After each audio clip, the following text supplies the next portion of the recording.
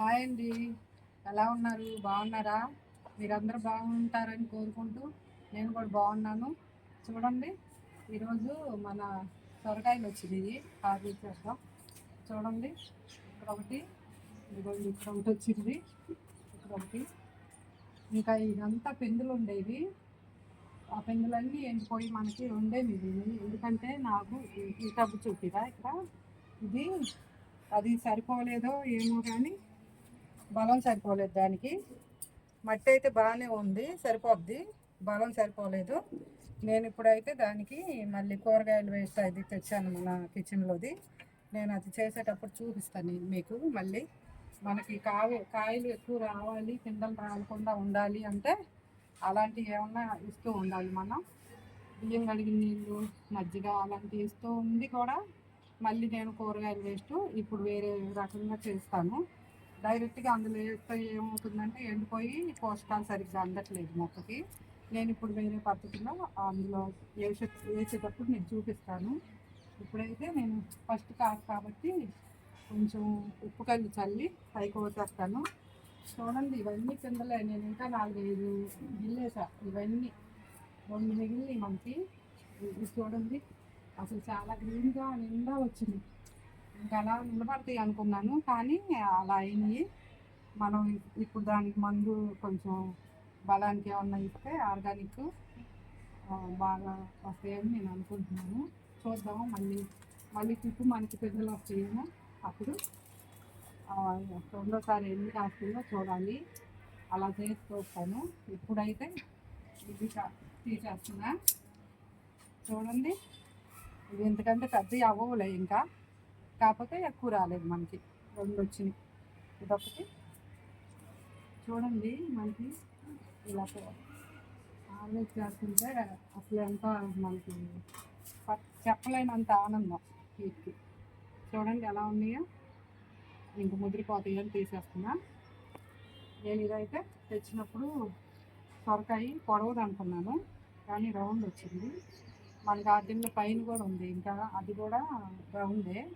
కానీ అక్కడ అసలు రాలేదు నాకు, పైన అసలు రాలేదు.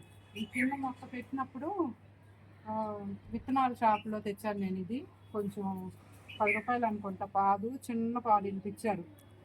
అది అసలు వస్తుంది అనుకోలేదు నేను. అలాంటిది ఇది బాగా వచ్చింది, నాకు కాయలు వచ్చాయి.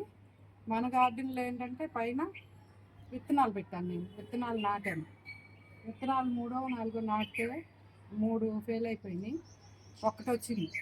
ఒక్కటి వచ్చి దీనికంటే బలంగా ఆకులు అవి గ్రీన్గా మొక్క అయితే బాగా వచ్చింది, కానీ ఒక్క పింద కూడా లేదు మనకి. ఇది పోద్ది అనుకున్న పాదే చక్కగా వచ్చింది, ఎందుకనో తెలవదు. మరి ఏమి తేడా ఉందో తెలవదు. ఇప్పుడైతే నేను దీనికి కొంచెం బలంగా ఉండటానికి ఎరువిస్తాను నేను ఇప్పుడు.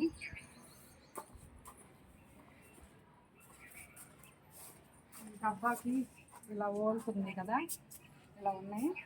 ఇది ఇట్లా పాదు పక్కన పెట్టుకొని నేనైతే మొన్నటిదాకా ఇట్లా డైరెక్ట్గా వేసాను.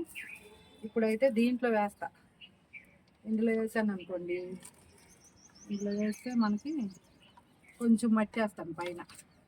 మొక్కకు వాటర్ ఇచ్చేటప్పుడు ఈ డబ్బాలో కూడా కొంచెం వేస్తూ ఉన్నాం అనుకోండి, అది కొంచెం కొంచెం కుళ్ళిపోయి ఎరువు తయారయ్యి లిక్విడ్ వస్తుంది దీంట్లో. ఆ లిక్విడ్ మనకి కొమ్మ దీంట్లోకి వెళ్తుంది, పాదులోకి. బాగుంటుంది. అందుకని ఇప్పుడు ఒక దోసపాదు ఉంది, దీనికి కూడా పిందలు చూడండి. ఇదేంటో అసలు గుమ్మడికాయ పిందలాగా బాగా వస్తుంది, రౌండ్ రాలేదు. దోసకాయ పాదు కూడా పిందలు వస్తున్నాయి. సొరపాదు, దోసకాయ పాదు ఈ 2 ఈ టబ్బులోనే ఉన్నాయి, ఈ టబ్బులో ఉన్నాయి. ఈ రెండింటికి బాగా సరిపోవాలి కాబట్టి ఈ పాదులకి వాటర్ కూడా కొంచెం 2 పూటలు ఇవ్వాలి. ఈ మొక్కలన్నిటికీ మనం 1 పూట ఇచ్చుకున్నా, పాదులకి 2 పూటలు ఇచ్చుకోవాలి. ఈ ఎండిపోయిన ఆకులు అలాంటివి తీసేసుకుంటూ ఉంటే మనం వీటికి వెళ్ళాల్సిన బలం, కాయలకి వెళ్ళాల్సిన దీంతో అందుద్ది అనమాట. అందుకని పండిపోయినవి తీసేసుకుంటూ ఉండాలి ఎప్పటికప్పుడు. అలా చేశాను నేను దీన్ని. దీని మీద మట్టి వేస్తాను, కొంచెం వాటర్ పోస్తాను.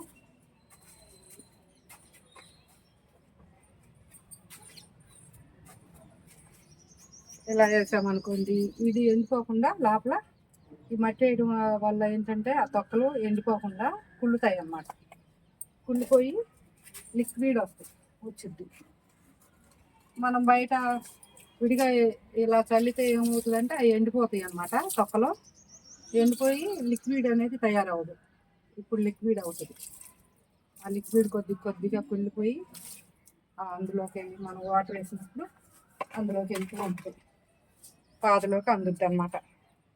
అలా అలా డబ్బాలో వేసి పెట్టి ఇవ్వచ్చు.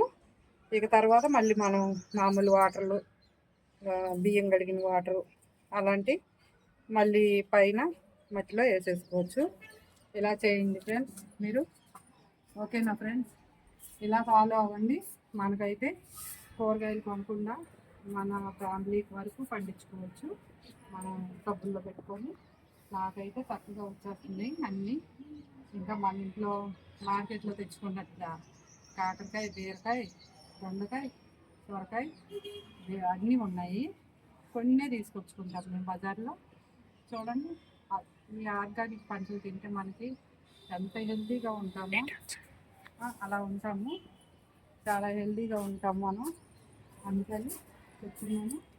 చూడండి ఫ్రెండ్స్, మీరు కూడా ఇలా చేయండి. మన ఛానల్ నచ్చితే ఒక లైక్ కొట్టండి, షేర్ చేయండి, సబ్స్క్రైబ్ చేసుకోండి. ఓకేనా ఫ్రెండ్స్?